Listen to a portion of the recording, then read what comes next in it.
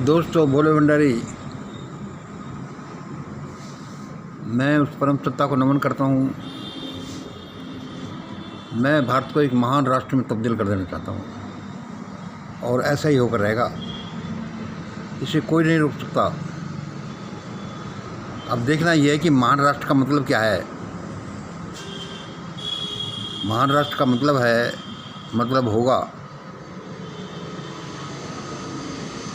जहाँ पर कोई भूखा नहीं रहे, कोई अशिक्षित नहीं रहे, कोई बेरोजगार नहीं रहे, कोई लाचार नहीं रहे,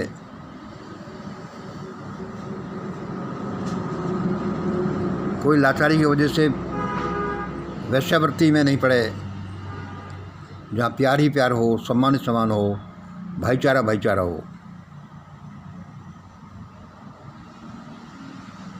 मैं भारत को ऐसे देश में बदल देना चाहता हूँ और ऐसा ही होकर रहेगा। उसके लिए मैं क्या करूँ? प्रकृति उसके लिए मेरा ही किंगडम स्थापित करने वाली है। The kingdom of my thoughts words and deeds and my colleagues and coworkers of mission great India.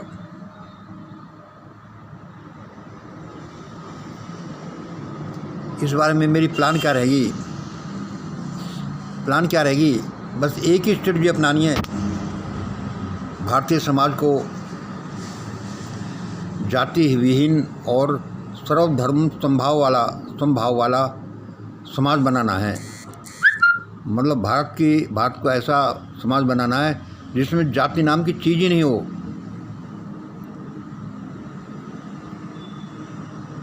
क्योंकि भारत में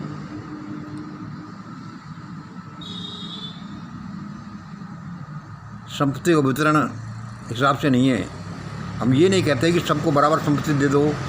भाई मिलेगा तो अपनी कैपेसिटी के अनुसार, कैपेबिलिटी के अनुसार, अपनी मेहनत के अनुसार, लेकिन इतना कम से कम मिले जिससे कि गुजारा हो। ऐसा नहीं कि 5-10% लोग सारा हिस्सा 90-95% देश के संसाधनों का लूट ले जाएं और बाकी लोग मुंह ताकते रह जाएं। अब ऐसा नहीं चलेगा, क्योंकि अब हमारा ही मिशन ग्रेट इंडिया का शासन प्रशासन आ रहा है।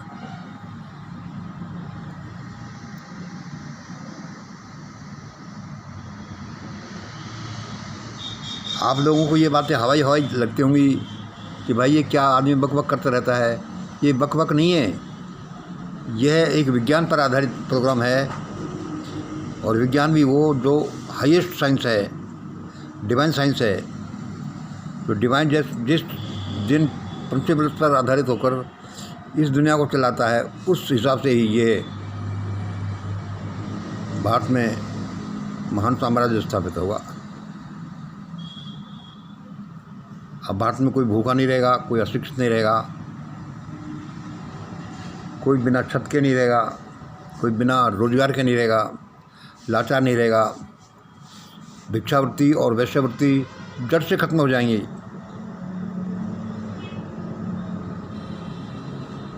इसके फंडामेंटल बेस हमने हमारे मिशन ग्रेट इंडिया डॉक्यूमेंट में दिए हैं। ऐसा ही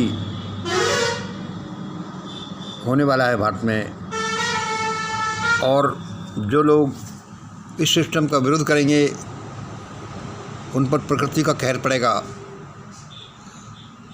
हम तो उनको खूब समझाएंगे, लेकिन जब वो नहीं मानेंगे तो वो ऐसी आफतों में फंस जाएंगे कि फिर उनको ये कहना मानना ही पड़ेगा। उनका जीवन ही तो चलेगा। और ये आज जो चोर लुटेरे बदमाश लफंगों का जो शासन व्यवस्था चल रही है वह खत्म हो जाएगी। इसके लिए सबसे पहले एक ही प्रोग्राम करना है। दोबारा सुन लीजिए, देश को जाति विहीन और सर्वधर्म संभाव वाला बनाना है। जाति विहीन कैसे बनेगा? मैं लगभग 25 साल तक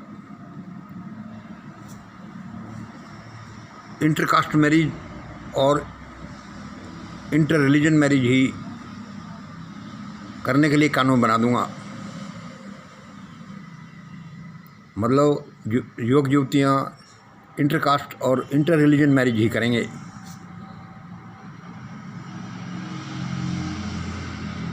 और लव मैरिज फेयर्स आयोजित किए जाएंगे, जिनमें युवक युवतियाँ अपना जोड़ा ढूंढने के लिए आएंगे और ऐसा हिसाब करा रखा जाएगा कि वे अपना जोड़ा ढूंढें।